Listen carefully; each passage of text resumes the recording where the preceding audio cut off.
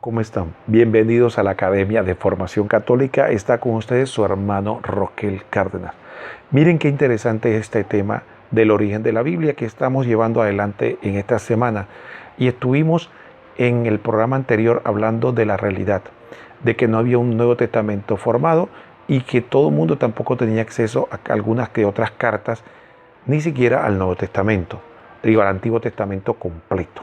Entonces, la enseñanza se da a través de la tradición, lo que transmitían unos a otros de viva voz o por escritos que hacían algunos cristianos, obispos y presbíteros que podían escribir en las comunidades.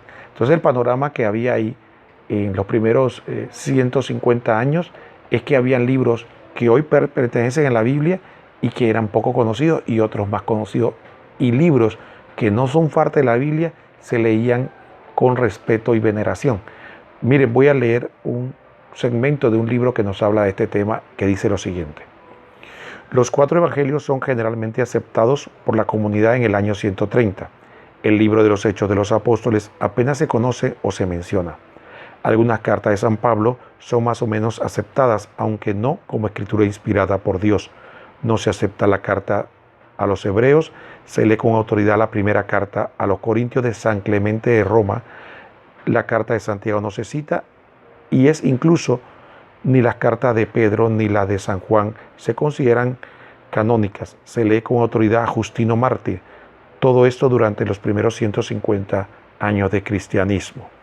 Entonces, imagínense, se mezclaban escritos que no, como dije, que no eran malos, pero que no son hoy día parte de la Biblia como escritos importantes. Tenemos un padre de la iglesia, San Justino Mártir, que era un laico, escribió una apologética muy buena y se leía con autoridad, igual que la carta de un obispo, que es la carta de San Clemente, que le escribió una carta a los Corintios, que como saben tampoco esta carta de San Clemente es parte de la Biblia, sin embargo sí es parte de la tradición de la iglesia. Ahora ustedes dirán, ¿y qué ocurrió más adelante? Bueno, perfecto, miren lo que dice el libro que ocurrió más adelante.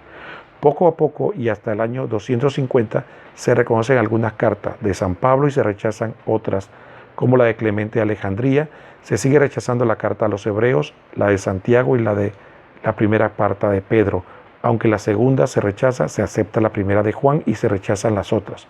Se acepta la carta de Judas, así como el Apocalipsis, y se rechaza la carta a Filemón. Se acepta la carta a Bernabé, el parto de Hermas, la Didache y el Apocalipsis de Pedro. Hechos de Pablo y el Evangelio de los Hebreos son reconocidos como palabra de Dios por padres de la iglesia. Así que así vemos, hermanos, imagínense, voy a leer libros que probablemente muchos de ustedes no conocen porque son parte de los padres de la iglesia. Miren lo que dice, estos libros. Se rechaza libros en esa época, en el año 250, que eran inspirados, no se consideraban inspirados, pero otros que no fueron parte de la Biblia sí se consideraban. Carta a Bernabé, el parto de Hermas, la Didache, Apocalipsis de Pedro, Hechos de Pablo y el Evangelio de los Hebreos. Todo eso se aceptaban y no llegaron a ser parte de la Biblia. Eso significa que todavía no estaba formado un canon bíblico oficial o una lista oficial de qué libros estaban inspirados o no por Dios. Entonces, a partir de ahí, tenemos que tener claro de que mucho antes de que la Biblia se formara, ya existía la iglesia, existía la predicación, existía la tradición, la autoridad del magisterio de la iglesia y la sucesión apostólica que sostiene. Y lo digo de esta manera porque a veces algunos no damos crédito a eso y pensamos que cualquier persona, simple y llanamente con una Biblia bajo el brazo y que dice que está inspirado, ya tiene la autoridad de Cristo para predicar.